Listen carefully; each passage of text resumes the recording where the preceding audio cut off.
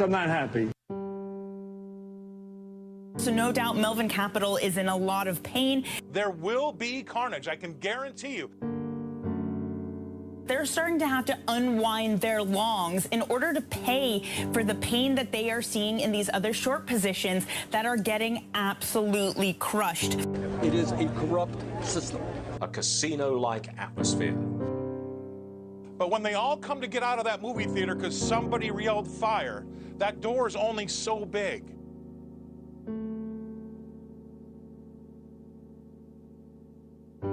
Now it's almost become this risk that if you're publicly coming out as a hedge fund and disclosing the stocks that you're against, as one trader, as one Twitter user put it, you're at risk of getting Melvined. The reason the market is doing what it's doing is people are sitting at home getting the checks from the government. Grandma and the little guy have all banded together into a big group, and they've done this to the stocks. It's just a way of attacking wealthy people. The authorities, should they step in? You know, you have these massive bailouts. You have the Federal Reserve pumping money into failing banks and corporations. And then, I don't know, how many segments did CNBC do to talk about how the market is manipulated by these very companies and banks? This fair share is a bullshit concept. Ban social networks to talk about buying short stocks. There's a number of different ways that the stock market is manipulated or, artificially moved in one direction or another. I generally think that almost all of it is absolute BS. It is a corrupt system.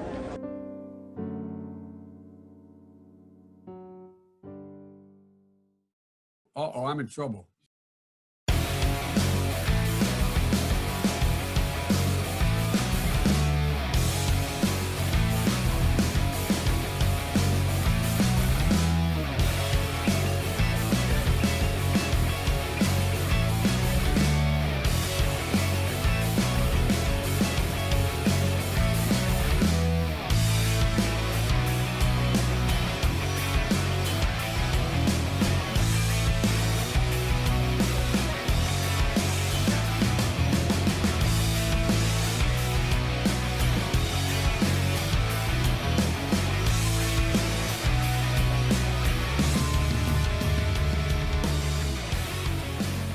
Found the nation, Waldorf Nation. Hey everybody, welcome to the show.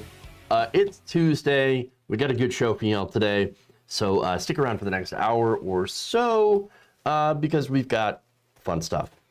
So actually, before we get to fun stuff, we have AOC's remarks about her experience during the Capitol riots. We're going to talk about that. I want to show you some of that. Obviously, for time constraints, I'm not going to be able to show you the whole thing, but I definitely suggest that you check that out. I'm going to play a little bit of it. And then also going to go after somebody for their completely garbage trash take when it comes to it. So be prepared for that. We're going to talk about that. Then we have another riot-related story, or insurrection, I should say. I really shouldn't be confusing the two, but you hear like a lot of the media is like, oh, it's a riot. Well, it's also an insurrection, or actually an insurrection that tried to overthrow the legitimate, results of an election. But anyway, potato, right? Whatever. Anyway, we're going to talk about that. We have one of the insurrectionists who is asking a judge for a special favor. You're not going to believe what this is. And will they get away with it? We also have Fox News. Fox News host Maria Bartiromo going after Mitch McConnell. So it's a little bit of a Fox fight going on here. That's interesting. We also are going to talk about a police officer / police officers that pepper sprayed a child. That's a disastrous story. And then we've got Wall Street, MSNBC coming to the defense of Wall Street. And I'm going to show you a professor that makes one of the most cringiest arguments against Wall Street bets. So, here we go again. Ridiculous stuff. So, first, let's go and talk about her AOC's recount of the Capitol riot. So let's take a look. We'll dive into that story. But before we do, please like and share the stream if you haven't already. Very, very important that you do so. Helps us out. Running cover for AOC. What are you talking about? Running cover for ridiculous. Come on. No, as I'm going to point out, it's a scary situation.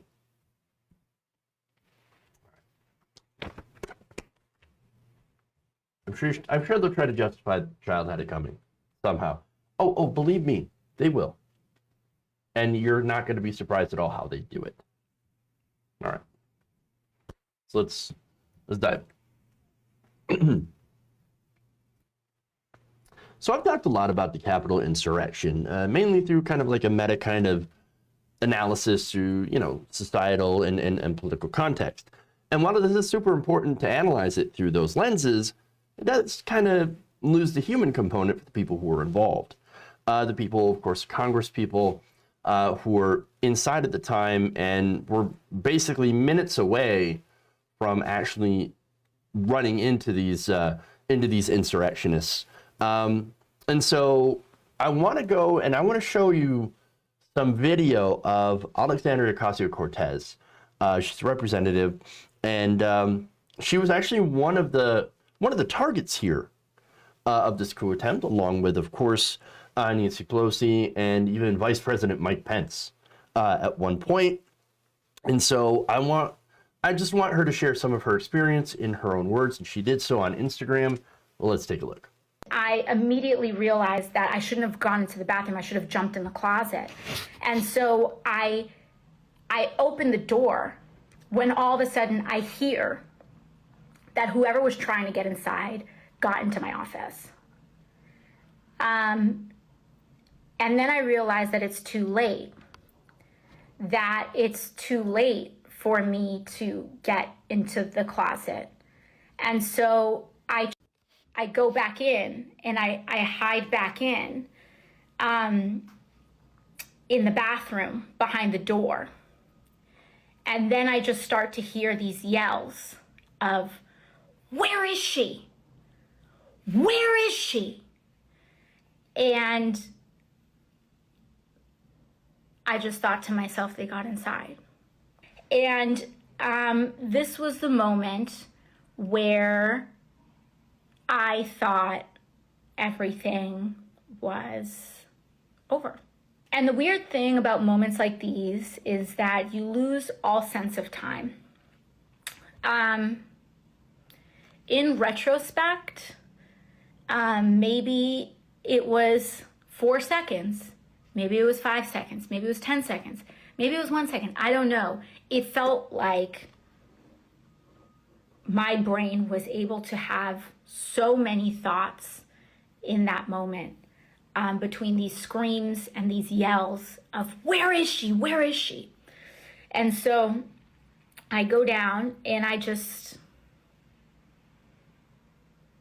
thought I was going to die.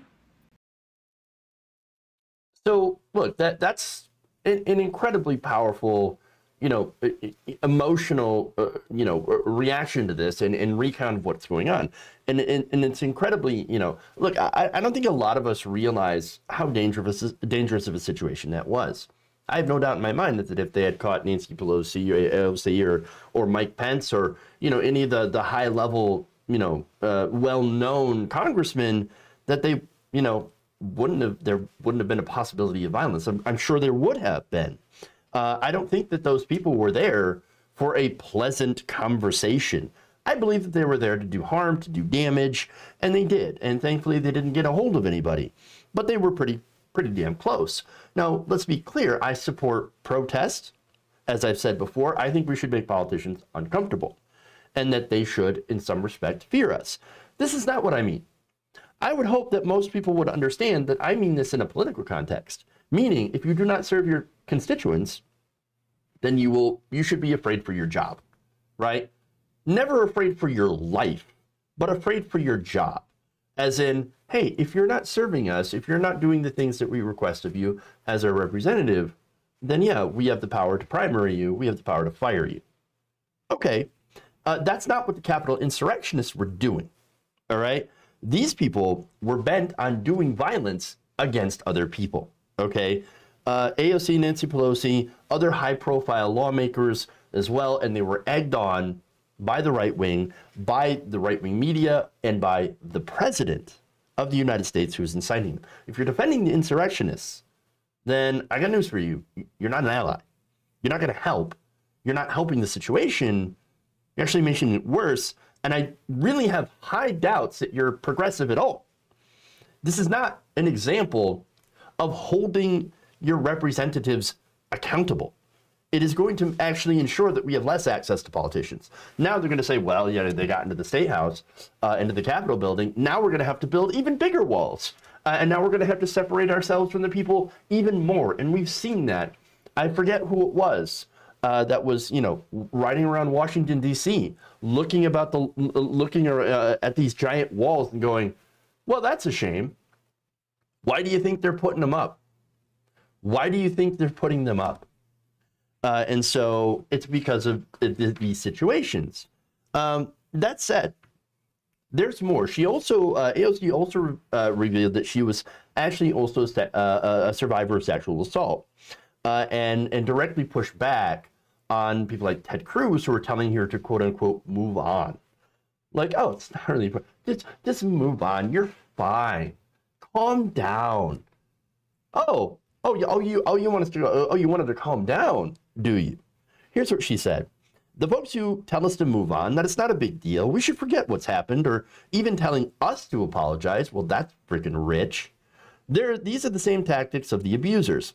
I'm a survivor of sexual assault, and I haven't told many people that in my life, but when we go through trauma compounds on each other. It's true. It's true. Look, and here's the numbers about sexual assault, by the way, if you're wondering. About 1 in 5 women will be victimized at some point in their life. The numbers could be bigger due to women not reporting it, but it's a serious issue. Why I talk about that is that you can just ask any sort of female lawmaker or most women, and they will tell you times that they've been harassed or times that they have feared for their own safety. And especially when you ask public figures how many rape and death threats they get on a daily basis. I mean, yes, most of that's just, I would assume that the majority of that is just like people being stupid and they never really had a real intention. But then again, that there are a significant number of people who would do that. And so there is a significant danger here. Okay. And again, public figures get that daily, all the time. And there are people who would follow through on this. All right. And so now here's the ridiculous part about this, right? So she shared something that's personal and powerful and, details on how it was a scary situation. And I think anybody who would be in that situation would also have been afraid. And so what bothers me is when people go and mock someone for that. Okay. And by the way, nothing to do with their politics or anything like that. They're just going after her personally. And so for just legitimately fearing for her life during a violent coup attempt where you don't know what's going to happen. And for that, we go to person number one, who with their garbage take, Michael Tracy. So Michael Tracy, here's what he said on Twitter. Good to know that any loopy delusion expounded by a politician must now be respected and believed under the aegis of trauma. So notice how he says politician and not like woman or anybody, right? Because here's the thing. We tend to, we're actually supposed to believe people who, come forward with these, with these experiences, unless we're proven otherwise, right? Well, no, not in Michael Tracy's world. In Michael Tracy's world, she is a politician, and therefore anything that she says is 100% suspect, even with no evidence to prove otherwise. Come on. It's ridiculous. Does he not know that 5 people did die during this whole thing? Right? Or that, a Capitol police officer was beaten with a fire extinguisher. Does he not know any of this stuff? You know, that some of these people had entered the state house with a desire to do violence upon others. I'm not saying all of them. I'm saying that a significant enough number of them to be worried. Okay? And that some of the police were also part of this group, or had at least sympathies with some of these insurrectionists. And just like some of the congressmen, Matt Gaetz, there's a report where Matt Gaetz was cheering this on from on top of the state house. Come on. But here's the thing about Michael Tracy. He just wants to be a contrarian D-bag. That's what this is about. Okay? He's a contrarian D-bag with a total garbage hot take, right? And here's the thing. Here's the funny thing. This is somebody who claimed that he got assaulted by Maxine Waters. Let me show you when he got quote unquote assaulted. Impeach this president. Get that straight. I'm out to impeach the president. I'm not going to be diverted by people who are Obama haters. Do you think?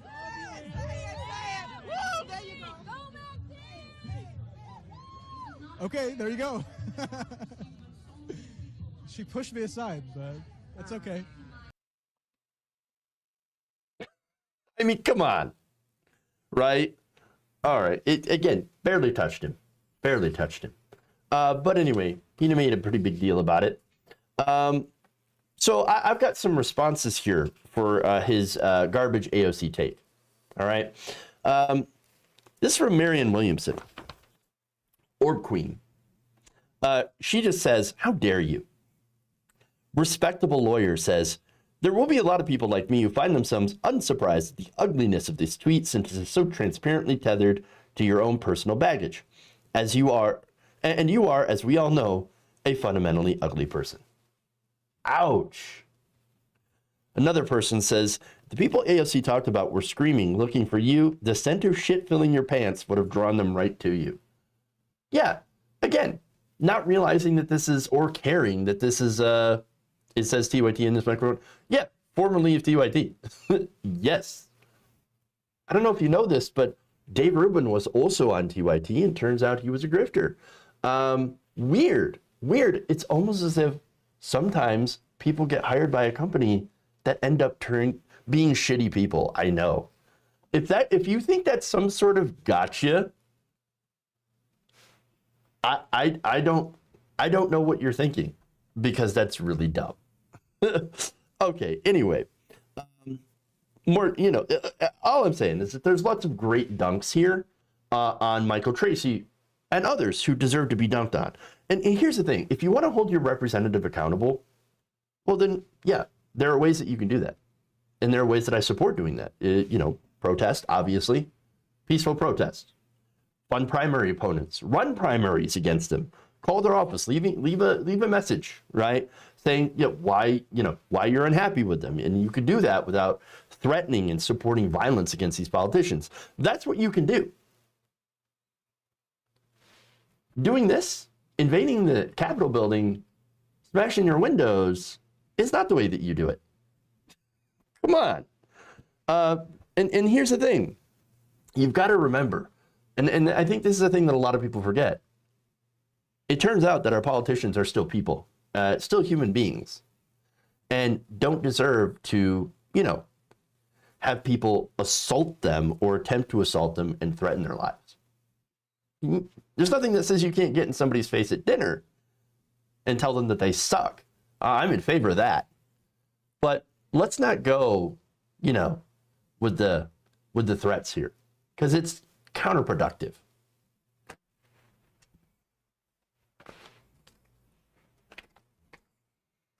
Insurrection was stupid. It's like a dog chasing a car. Like, what was their plan when they kicked your? They don't have a plan. They didn't have a plan.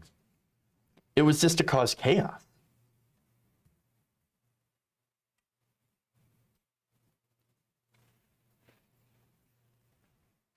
Two wrongs don't make a right.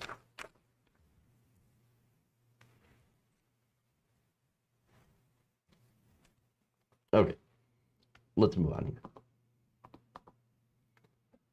It is funny how people shit talk TYT when I'm literally part of the company. I'm just saying, like, you're technically kind of watching a DYT show. All right. Is there something that's is there no video coming through on yeah, no, it should be going through. All right, anyway, let's move on.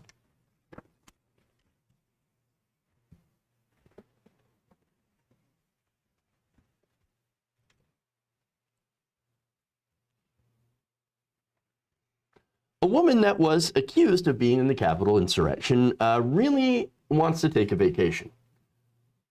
Now, you heard that right.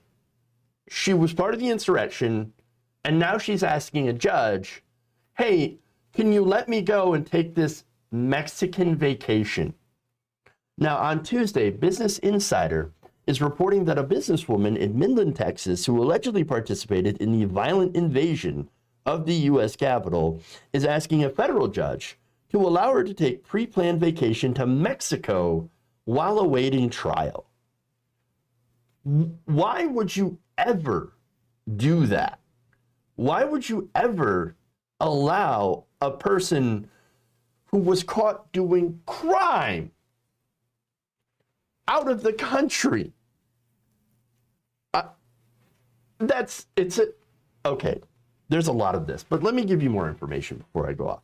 Now, Jenny Cutt's lawyer, that's who this person is, Jenny Cutt. She's a small business owner and an insurrectionist. She'd asked the U.S. District Court for the District of Columbia on Monday to approve her request to travel outside the country for a vacation. The motion, seen by Insider, says Cutt planned and prepaid for a weekend retreat with her employees for the dates of February 18th through February 21st, 2021 in Riviera Maya, Mexico. The motion added, this is a work-related bonding retreat for employees and their spouses. Well, okay, well, that makes all the difference. Oh, well, of course, since it's for work, of course, we should allow you to go have that fancy vacation in Mexico. Or no, I'm sorry, vacation retreat in Mexico. Holy crap. Look at the privilege here. All right, so understand. So Cutt, as I said, she's a former candidate for the mayor of Midland, and also a small business owner.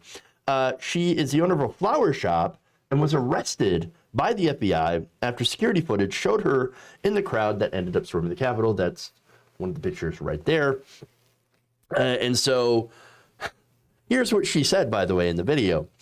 We did break down Nancy Pelosi's office door, and somebody stole her gavel and took a picture sitting in the chair, flipping off the camera. Wow, great job. Great job, American patriot. And she says, F yeah, I'm proud of my actions. I have been charged the Capitol today with patriots. Hell, yes, I am proud of my actions. And now she says, please let me go on vacation. I just want to go on vacay. I already paid for this fancy retreat. Please let me go. If I don't, who am I going to have, who are my friends going to have brunch with? I mean, seriously. How am I going to sip mimosas? Drink margaritas? How? So, look, there's this narrative, okay, that's going around. I've mentioned it before. And it boggles my mind. Anybody who's making it, right? I understand that, a lot of people are making this argument from the right, but some are even for the left, which is ridiculous, that these insurrectionists are just, working class people, that they're pissed off the government that doesn't represent them. Well, yeah, the government doesn't represent us. True. But the whole narrative is they're just regular Joes. They're frustrated, man. They didn't get their stimulus checks. Well, that's crap. It's a crappy argument because it's not in the reality. The reality is this entire thing was actually full of upper middle class white conservatives. Business owners, really. As I said, she's a CEO of a flower shop. In fact, University of Chicago political science professor Robert Pape and Chicago Project on Security and Threat senior research associate Kevin Ruby wrote this in The Atlantic, quote, unlike the stereotypical extremists, many of the alleged participants in the Capitol riot actually have a lot to lose. They work as CEOs, shop owners, doctors, lawyers, IT specialists, and accountants. So not the regular salt of the earth working class people, but again, upper middle class, part of the sort of upper crust, you know, but not like super, super wealthy, but they're generally doing pretty good for themselves. Okay, they're not necessarily suffering economically, although you could make a point that, hey, look, a pandemic has hurt a lot of people. It's hurt everybody. That's fair. Certainly. And, you know, you could even say that, hey, look, these people might be pissed off that, the Congress is ineffectual. They didn't pass a stimulus for months and months and months, right? And so, yeah, that would be a good argument because people are angry. The thing is that that's not what this was about. And they made it very clear. These were Republican voters that wanted to overturn the results of a legitimate election. This was not about stimulus checks, all right? In fact, I would guess that a lot of these people would have been absolutely fine getting tens of thousands of more people killed from coronavirus by opening up the economy. Open it up so I can make my people go back to work and start making money. That's what that is, all right? So it's far from a working class revolt. It's actually more of a revolt by the bourgeois. That's what I see here, okay? And these same people, well, they're like, what are you talking about, consequences? Me? Consequences? No, I don't face consequences. That's for poor people. That's for black people. That's for people who work at McDonald's. Consequences, those aren't for me. I own a business. I'm a job creator. What are you talking about? How could this happen to me? All I did was just attempt to overturn an election because I was sad that my guy lost. That was it. The petite bourgeois. Thank you. True. And now, now they're mad because the judge is like, no, you don't understand the gravity of trouble that you're in. You broke into a federal building. You menaced people. You threatened violence. Yeah, of course there's going to be a problem here. Okay? You're not just going to be able to go and have your vacation, your fancy vacation, okay? You think that they would let a poor black person, say it was a Black Panther protester on the steps of the Capitol. You think they're going to let that person go to their fancy pre-planned vacation if they had one? Are you kidding me? No, of course not. They would have thrown him. They would have thrown him in jail already, and charged an incredibly high bail amount so that they couldn't get out. She should realize how lucky she is that she's actually not in jail right now. I mean, that right there is a great example of white conservative privilege. There is two different rules in this country. There are rules for white Republicans, and then there's rules for everybody else. And interestingly enough, these people are finding out that, guess what? Turns out they're not exempt from all the rules. There are still some that apply to them. And that, if they mess around, they F around, they're going to find out. And that's exactly what happened. All right. I'm going to take a quick break here. We're going to come back. We've got Fox News. We got Fox News versus Mitch McConnell. It's a very interesting story. And then Wall Street bets and pepper spraying miners. So fun times. Fun times for all. Stay right here. Please like and share the stream. I'll read some super chats after I get back. Give the like button a little bit of help. It's feeling a little sad today. So let's do it, and we'll be back in a minute. Round the Nation.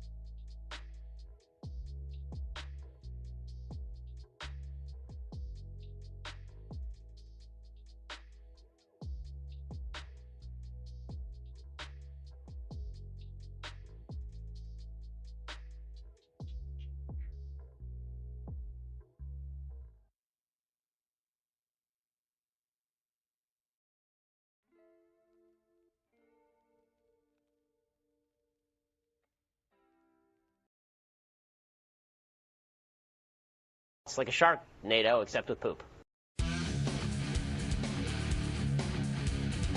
I will eat your ass. Wait, you're getting nervous, man.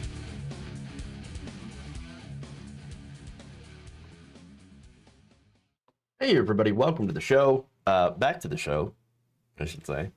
All right, so I lost a couple of the super chats. I don't know how. My YouTube has been acting up, so I can only read a part of them. But I will thank you anyway. Dango Bango, the important news that Jeff Bezos is stepping down from Amazon. Interesting, very interesting. So we'll talk about that. Maybe another day after I get more details on that, what he's including what he's going to do. Then let's see. Maxine Waters incited violence. Oh, come on. You know what? This next segment is a really good, example of how that narrative is not at all true. So, look. I'm gonna talk about that. So let's dive into that. But first, Scotty Johnson says, "We love you, Jeff. We love AOC." And Dango Bango says, "I'm just so disgusted at Michael Tracy and Brianna Joy Gray," and the rest of it's cut off. So sorry, but thank you so much. Much appreciation, of course, for the super chats. Again, I wish I could read the rest of them. But like the whole message like disappeared from my screen, which is ridiculous. What's wrong with Bezos? He's capitalist. True. All right, so let's get into the next story here.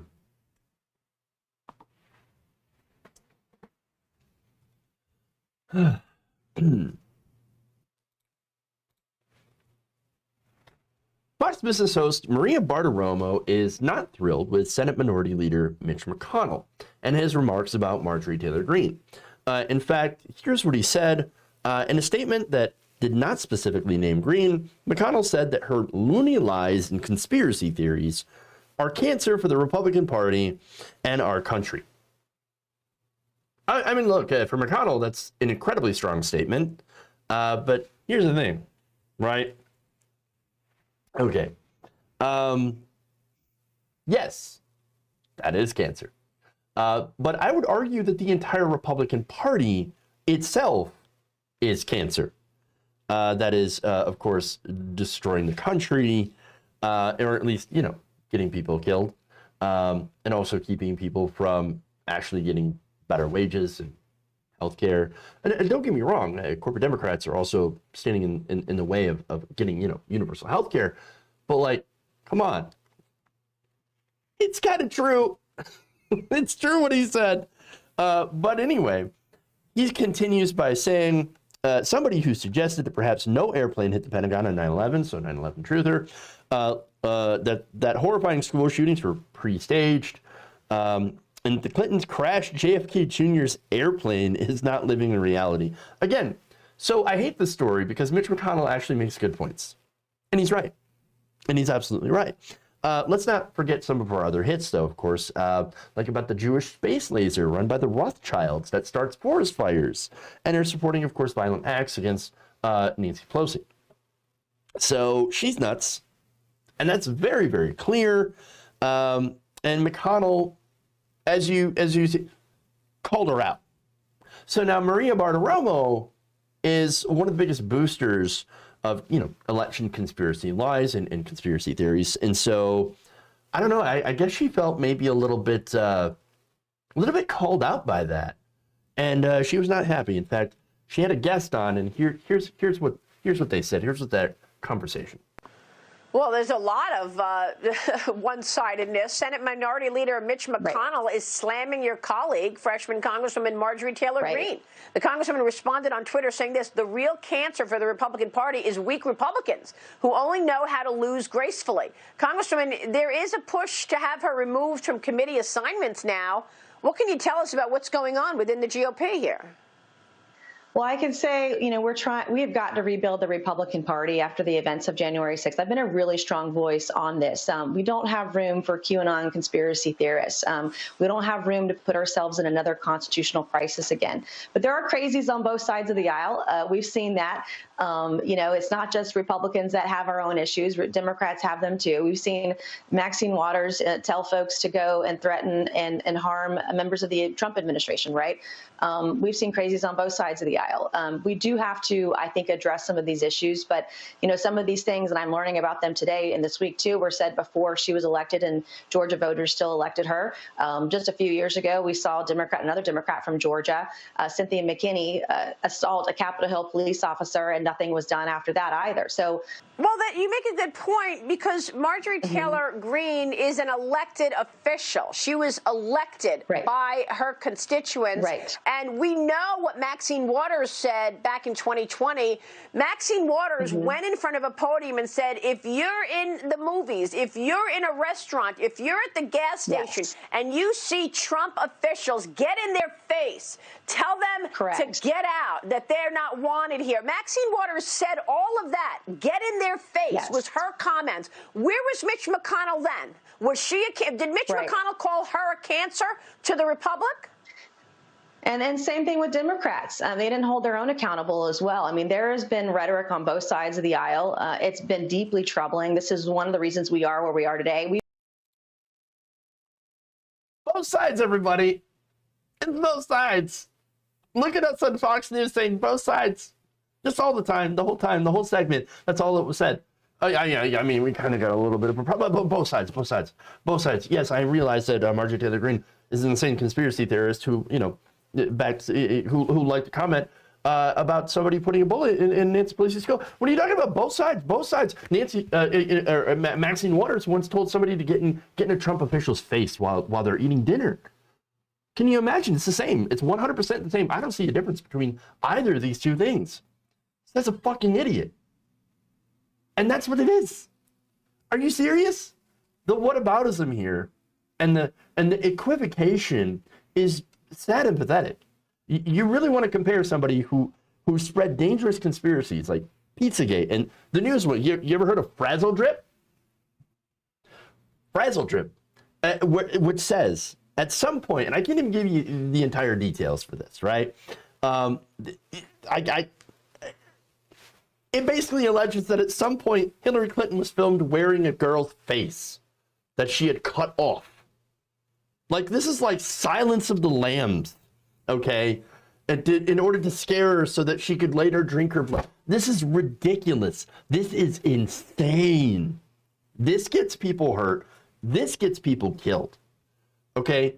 But again, saying Trump supporter, going to a Trump official and saying, we don't like what you're doing in this country during their fancy steak dinner. Well, that's somehow equivocating or equivalent to, oh, did you know that Hillary Clinton's deep state and eat babies? And maybe somebody should stop her with Second Amendment solutions? Are you making that comparison? Why would you make that comparison? That's dumb. Look, I'm not even, my politics are to the left of Maxine Waters. I have my own issues with, disagreeing with some of what she says. And I would be one to say, to ask her tough questions and to give her pushback, okay? But like, trying to equivocate with her with Marjorie Taylor Greene and some of the stuff that she's espoused, it's insane. Come on. And here's the thing, right? The both sides here. I mean, let's look at both sides, okay?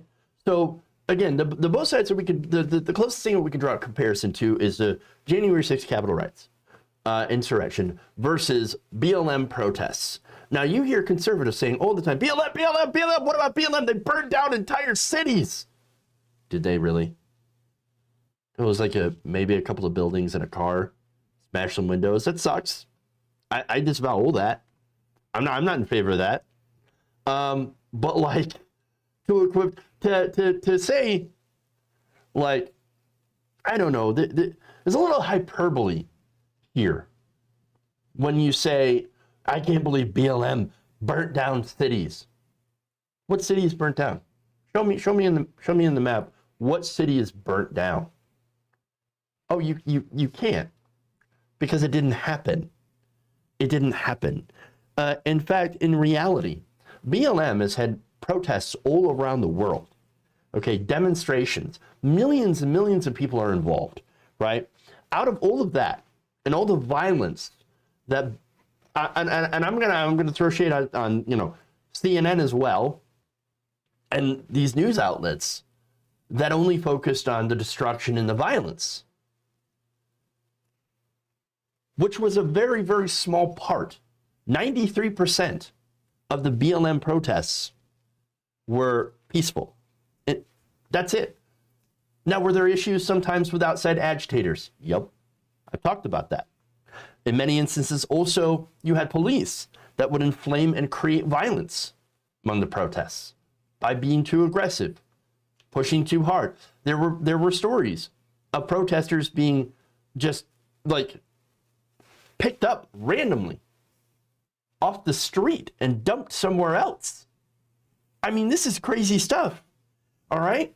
But no, all they want to talk about is some windows were smashed, which again, not good, right? There were fires, also not good.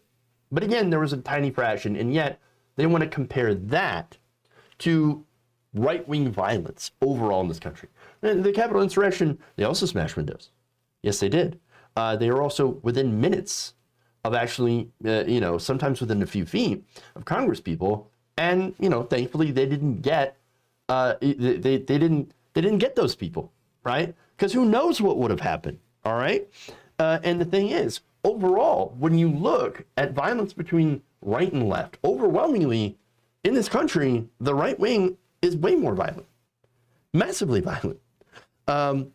Again, we can go back and look at some of the studies that show that overall right-wing domestic terrorism, more people have died from right-wing domestic terrorism than left-wing or Islamic terrorism, anything like that.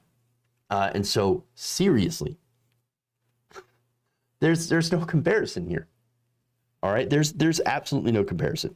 Not only that, but that, look, they've been driven by dangerous conspiracy theories, media outlets like Fox News that continue to spread misinformation that inflames people.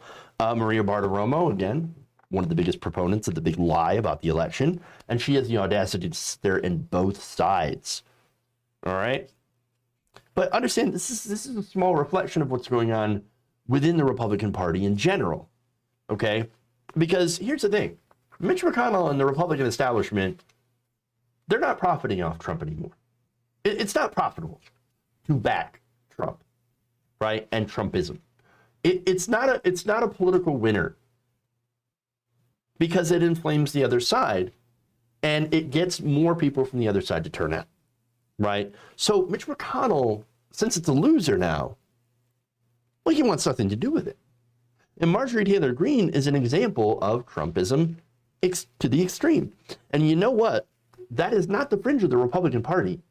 It's not anymore. It is the Republican Party. That's who they are.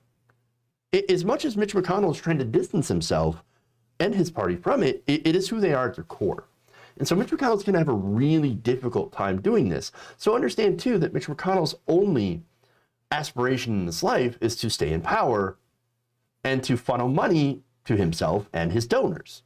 That's what the political arm of the Republican Party is all about. It exists as a money funneling scheme to the wealthiest Americans.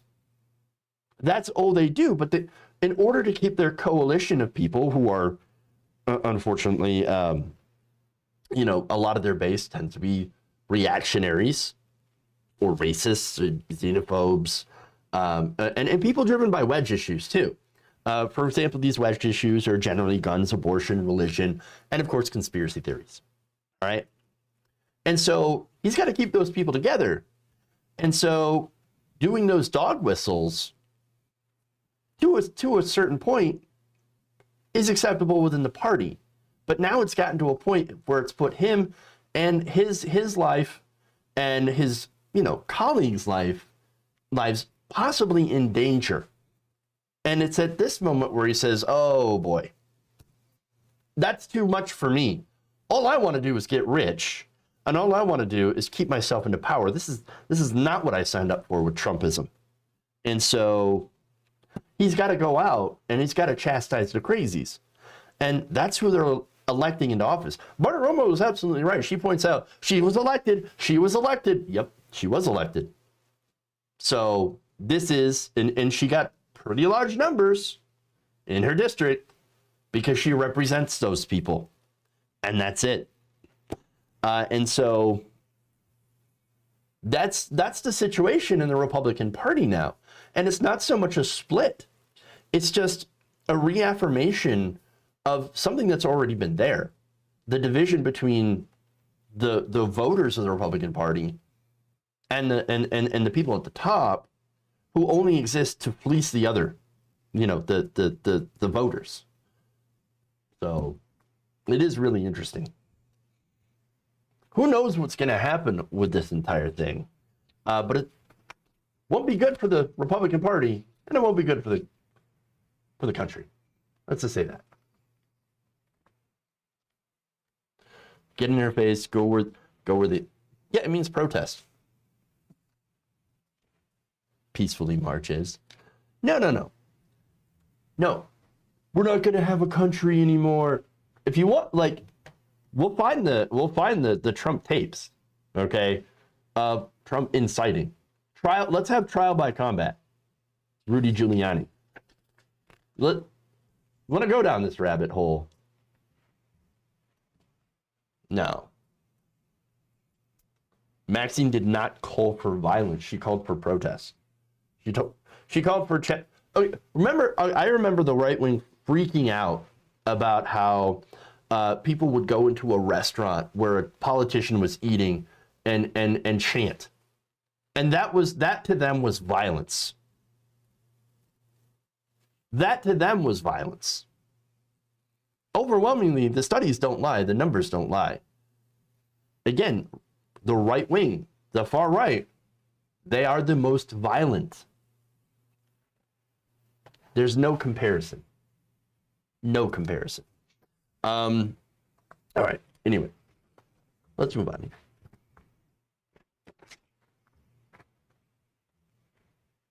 So this is a horrible story.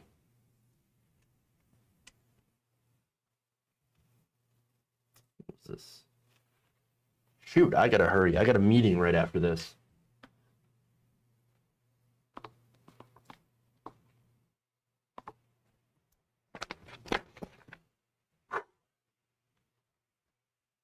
Police in Rochester, New York are facing massive backlash after body camera footage of a 9-year-old girl being pepper sprayed went viral. So look, I'm not going to be showing you the video. The video is disturbing. It is of a minor, and so I'm not going to do that.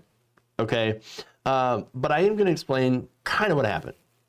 So according to reports, police had responded to a family dispute. So now I think that's the first mistake. I think if you're a family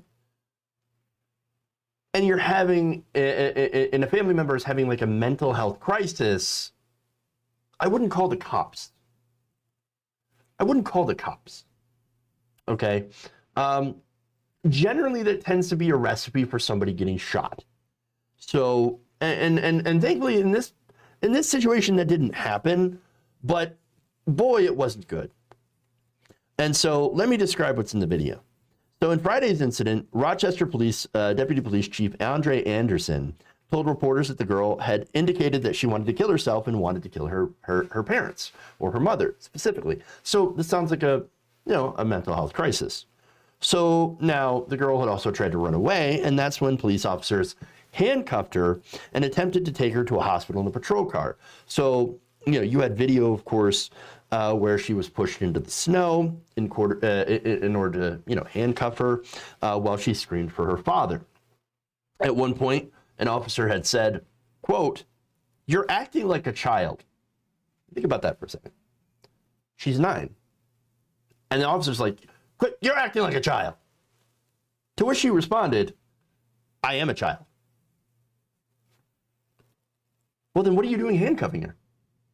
But it gets worse. she's not only handcuffed, but also pepper sprayed. One female officer tells a young girl who was handcuffed and sitting on the edge of the police car's back seat, saying, quote, "This is your last chance, or pepper sprays going in your eyeballs." What? To which she responded, of course, by saying, I want my dad," and of course was crying because she's getting pepper sprayed. But this is actually before that happened. From the other side of the cruiser, a separate officer can be heard saying, "Just pepper spray her." At this point, moments later, the hand of a male officer whose body camera is recording the situation can be seen reaching out with a can of pepper spray and says, quote, "Here." And of course, she then gets sprayed while she's screaming, "Please wipe my eyes."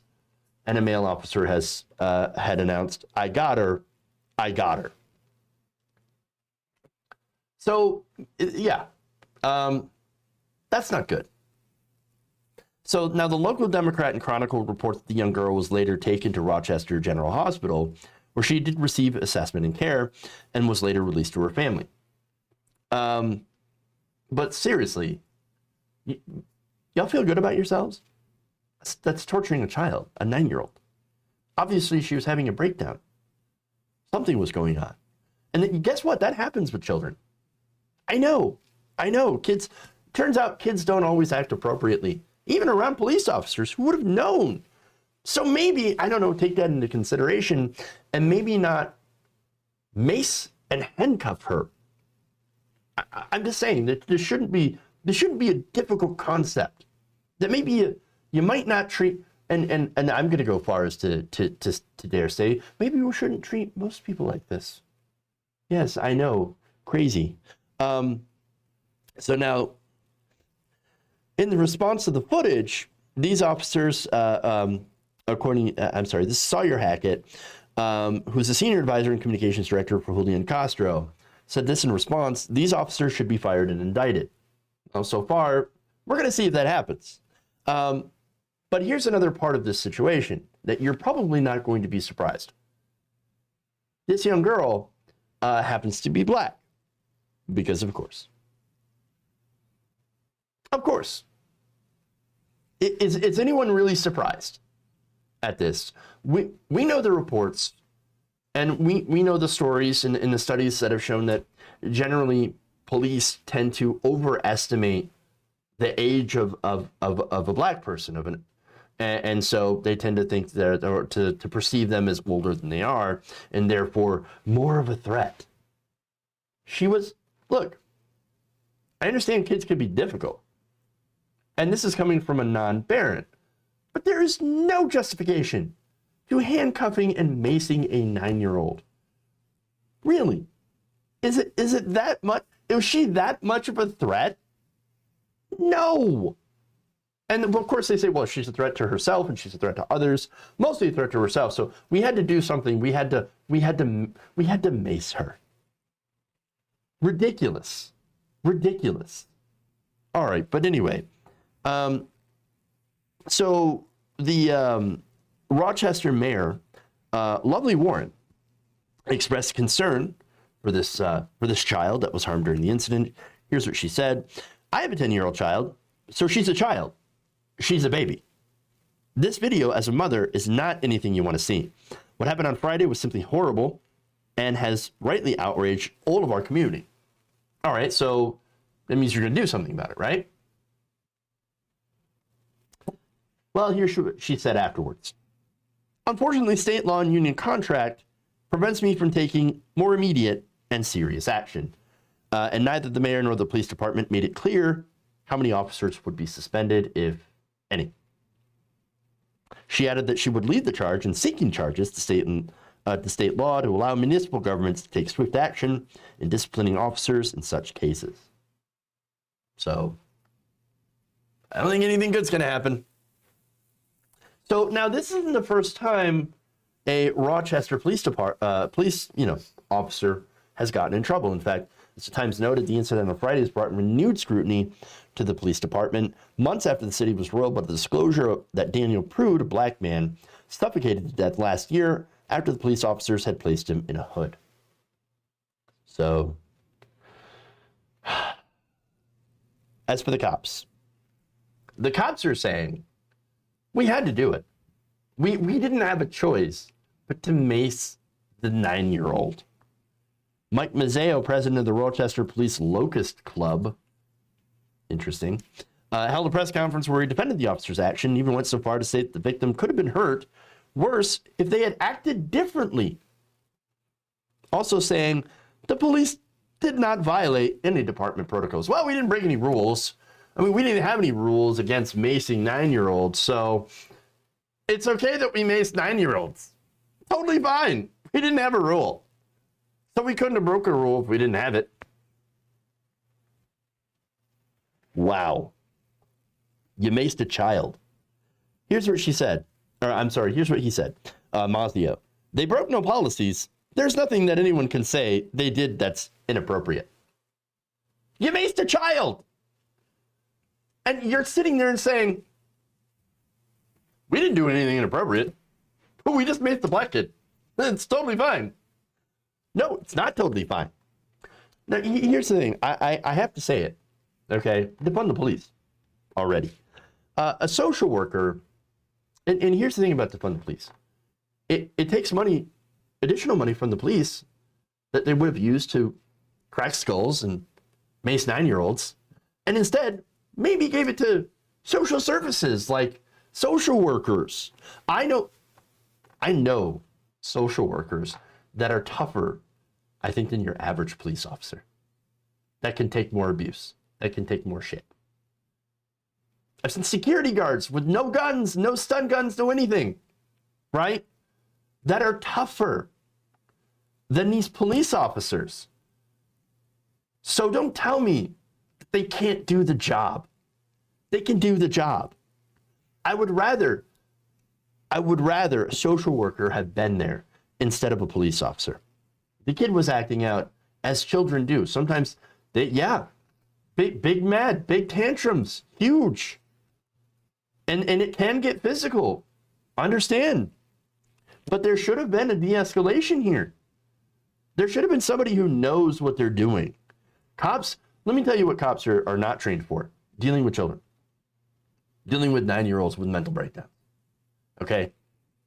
They're trained, police are trained to neutralize dangerous people through violent action. And that's all they know. Police are a hammer. And when you deploy a hammer, what does a hammer do best? It hammers nails. Well, it turns out not every situation is a nail.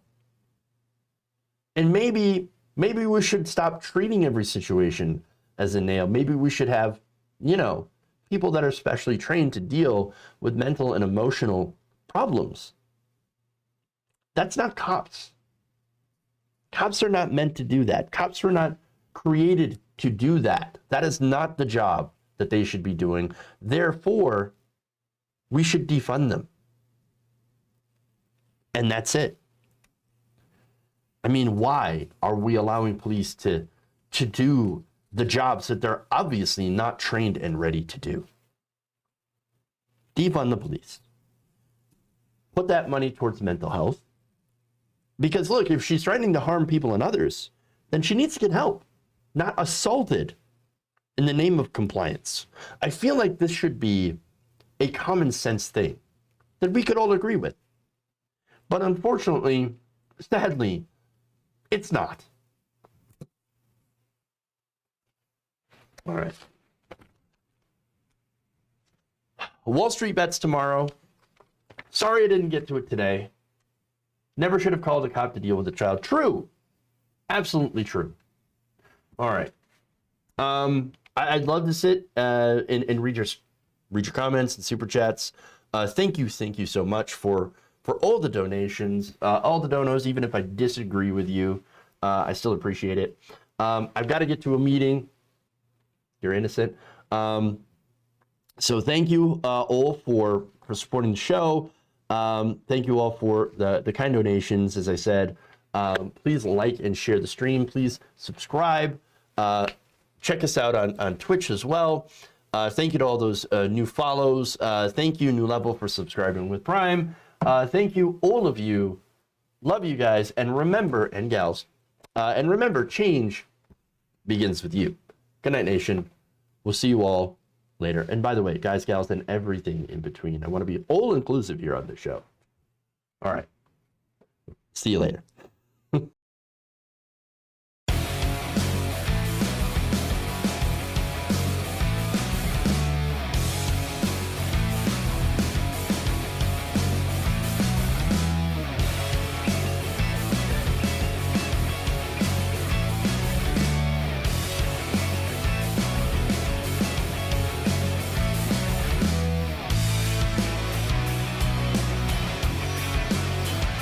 Tighten up my meat. I like my meat tight. Mike Pounds. Amazing.